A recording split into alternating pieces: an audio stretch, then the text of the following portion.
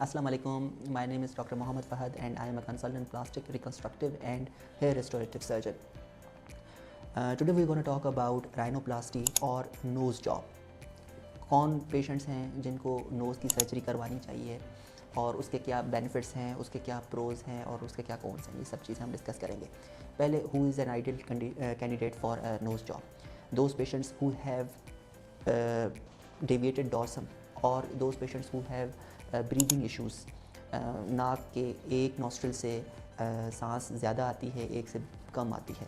रात को सांस लेने में तकलीफ़ होती है, नींद में सोने में तकलीफ़ होती है. साइनसाइटिस रिपीटेडली होते हैं. एलर्जीज़ की वजह से बेशतर वक्त पे आपका नोज़ जो है सफ़र करता है एलर्जीज़ से. इन पेशेंट्स को राइनोप्लास्टी की ज़रूरत होती है. अच्छा, उसके अलावा ये भी है कि कॉस्मेटिकली किसी को मे बी ये कंडीशंस ना हों पर वो चाहते हों कि हमारी नोज़ की शेप अच्छी दिखनी चाहिए, तो उनको भी राइनोप्लास्टी हम ऑफ़र करते हैं. अच्छा, क्या चीज़ें हैं जो हम नोज़ में देखते हैं और क्या चीज़ें हम इम्प्रूव करवाना चाहते हैं? पहले तो ब्रीदिंग को इम्प्रूव करवाना चाहते हैं. पूरे नॉस्ट्रिल्स को हम बिल्कुल स्ट्रेट, जब हम सेप्टम को स्ट्रेट रखते हैं तो फिर नॉस्ट्रिल्स हमारे वाइड ओपन हो जाते हैं. इस वजह से सांस लेने में कोई तकलीफ़ नहीं होती. अगर कोई सांस लेने में और इशू हुआ जैसे टर्बिनेट हाइपरट्रॉफी हुई या वो चीज़ों को भी हम वहीं पे एड्रेस कर लेते हैं.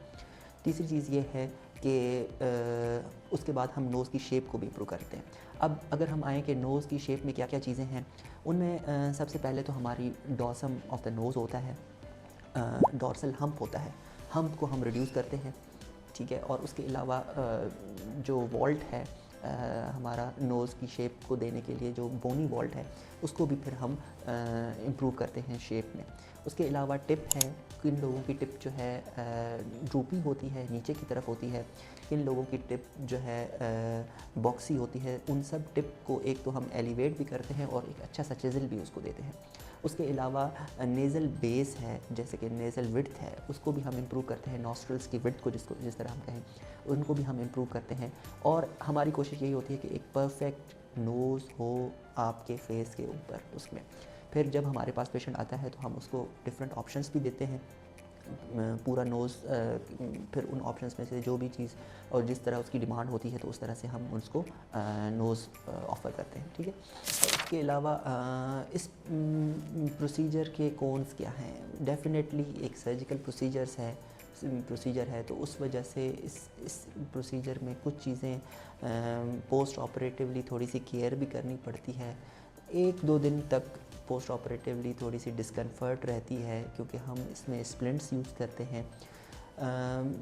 Within 7 days you are good to go for your normal activities.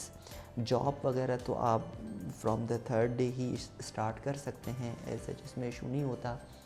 तो ये है कि कोई सच कोई बहुत बड़ी कॉम्प्लिकेशंस नहीं होती इस प्रोसीजर से रिलेटेड, ख़ास करके इमीडिएट पोस्ट ऑपरेटिव पीरियड में.